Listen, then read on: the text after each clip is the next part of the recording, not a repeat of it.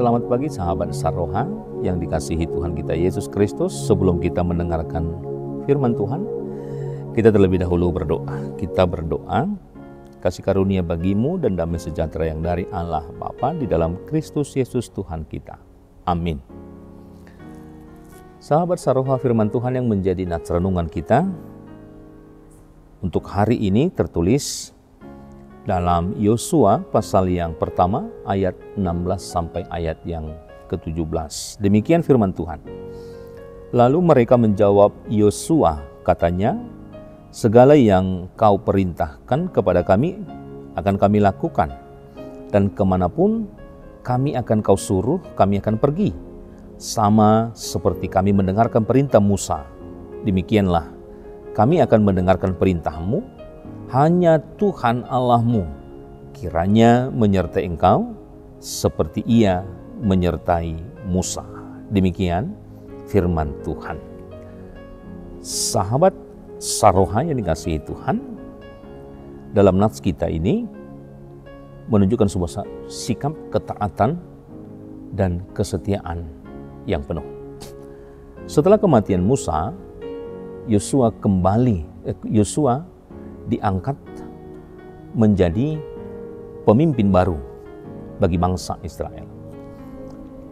Momen ini adalah masa transisi yang sangat krusial, penuh dengan tantangan dan juga ketidakpastian.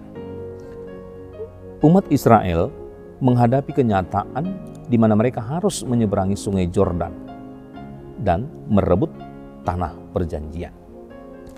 Maka dalam ayat ini, tanggapan mereka kepada Yosua sangatlah luar biasa. Mereka menunjukkan sikap yang tidak ragu-ragu atau banyak menuntut. Tetapi sebaliknya mereka memberikan janji ketaatan dan kesetiaan yang penuh. Mereka menyatakan, segala yang kau perintahkan kepada kami akan kami lakukan.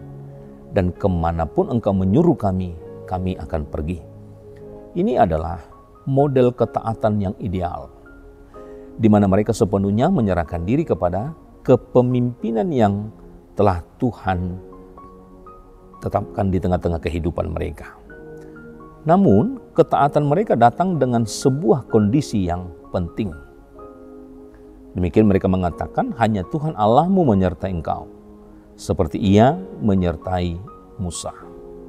Ini bukan sebuah tawar-menawar, melainkan sebuah pengakuan iman yang mendalam, bahwa mereka tahu bahwa kunci keberhasilan Yosua dan pada akhirnya keberhasilan mereka sendiri bukanlah pada kekuatan militer atau strategi manusia, tetapi mereka melihat bahwa keberhasilan Yosua yang akan menjadi keberhasilan mereka adalah ketika Tuhan menyertai mereka di tengah-tengah situasi yang mereka hadapi. Mereka bersedia taat sepenuhnya asalkan Tuhan sendiri yang memimpin jalanan kehidupan mereka. Inilah penglihatan mereka, dan demikian Yosua mengakui dan menyadari bahwa hanya dengan penyertaan Tuhan maka mereka mampu untuk melewati segala yang akan mereka jalani di tengah-tengah kehidupan mereka. Sahabat Saroha, renungan ini mengajarkan kita beberapa hal penting. Yang pertama, kepemimpinan yang diberkati. Keberhasilan seseorang pemimpin, terutama dalam segala pelayanan, sangat bergantung bagaimana penyertaan Tuhan. Tanpa kehadiran dan bimbingannya, semua usaha tentu akan sia-sia. Demikian juga dengan kehidupan kita. Sebagai seorang pemimpin, baik di tengah-tengah keluarga, baik di tengah-tengah lingkungan, baik di tengah-tengah pekerjaan kita. Inilah yang mengajarkan kita bahwa tanpa penyertaan Tuhan, apapun yang kita pimpin, maka tentu kita tidak akan berhasil. Tetapi bagaimana kita menyerahkan kepemimpinan kita agar Tuhan yang memberikan kita kemampuan, hikmat untuk memimpin apa yang menjadi tanggung jawab di dalam segala kesempatan yang boleh Tuhan izinkan untuk kita lakukan sebagai seorang pemimpin. baik di tengah-tengah rumah, baik di tengah-tengah pekerjaan kita. Inilah yang mengingatkan dan meyakinkan kita bahwa tanpa kepemimpinan Tuhan, maka kita tidak akan berhasil. Tetapi ketika Tuhan menyertai kita di dalam sebuah kepemimpinan yang kita lakukan, maka apapun yang menjadi tantangan, apapun yang menjadi halangan, kita pasti bisa memenangkan. Maka nats ini mengajarkan kita pentingnya menyerahkan diri agar Tuhan yang menyertai dan melakukan penyertaan di tengah-tengah kehidupan kita. Yang kedua, nats ini mengajarkan kita bahwa ketaatan yang berdasarkan iman. Ketaatan kita kepada kepemimpinan rohani atau bahkan kepada Tuhan sendiri haruslah didasari oleh sebuah keyakinan bahwa Tuhan sedang bekerja melalui mereka. Ketaatan tanpa iman akan terasa sebagai sebuah beban. Ketaatan tanpa sebuah iman maka akan terasa sebagai beban. Maka inilah yang diajarkan dalam kehidupan kita. Kita memiliki sebuah ketaatan tentunya memiliki keyakinan dan sebuah iman tentang bagaimana kita menyerahkan diri kita ke hadapan Tuhan. Tanpa ada ketaatan, tanpa ada iman yang kuat, maka bagaimana kita bisa melakukan sebuah ketaatan?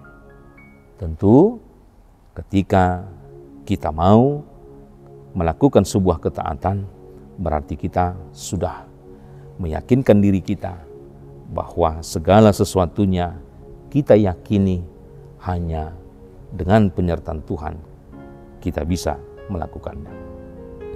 Yang ketiga, nats ini mengajarkan kita tentang bagaimana prioritas yang benar di dalam kehidupan kita. Kita melihat bangsa Israel menunjukkan prioritas yang benar. Mereka tidak mendahulukan diri mereka sendiri, tetapi meminta jaminan bahwa Tuhan akan menyertai pemimpin mereka sendiri. Hal ini juga mempertanyakan dalam kehidupan kita, apa yang menjadi sebuah prioritas di dalam kehidupan kita. Kadang banyak orang mendahulukan apa yang dia inginkan di dunia ini, tanpa dia sadari dia meninggalkan hal yang terpenting, yaitu firman Tuhan, yaitu menyerahkan hidup hanya dalam tangan pengasihan Tuhan. Inilah yang diajarkan oleh nats ini, mengarahkan kehidupan kepada prioritas yang benar. Apa yang menjadi prioritas yang benar dalam kehidupan kita? Tentunya prioritas yang benar adalah hidup di dalam Tuhan, menyerahkan segala kehidupan kita kepada Tuhan. Itulah posisi menunjukkan prioritas yang benar. Bagaimana dengan kehidupan kita saat ini? Apakah kita sudah memilih prioritas yang benar sehingga kita tidak kehilangan hal yang paling penting di dalam kehidupan kita? Maka hal inilah yang ditunjukkan oleh nats ini, memposisikan pada prioritas yang benar, yaitu mengandalkan Tuhan di dalam setiap proses perjalanan kehidupan. Sama halnya seperti bangsa Israel, kita juga harus mampu untuk membangun sikap ketaatan yang tentunya didasarkan pada iman. Taat kepada pemimpin, taat kepada firman Tuhan, taat pada rancangan-rancangan Tuhan. Karena kita tahu bahwa kunci dari sebuah kemenangan sejati bukanlah pada usaha kita sendiri, melainkan pada penyertaan Tuhan yang setia. Amin. Tuhan Yesus memberkati. Kita berdoa. Bapa di surga, terima kasih Tuhan buat firman Tuhan yang kami dengarkan pada hari ini. Tuhan senantiasa menyertai kehidupan kami. Pada pagi hari ini, kami menerima firman Tuhan sebagai sumber kehidupan kami, di mana firman Tuhan mengajarkan kami pada pagi hari ini, bagaimana kami juga dimampukan untuk menunjukkan prioritas yang terutama dalam kehidupan kami. Dan prioritas itu adalah hidup di dalam firman Tuhan. Sehingga kami memiliki sebuah iman yang kuat dan meyakini bahwa Engkau adalah sumber dari segala kebutuhan kehidupan kami. Sehingga kami yakin dan percaya bahwa kehidupan kami hari ini dan hari esok tentunya kehidupan yang Tuhan berkati. Mampukan kami untuk senantiasa memprioritaskan Tuhan di dalam kehidupan kami.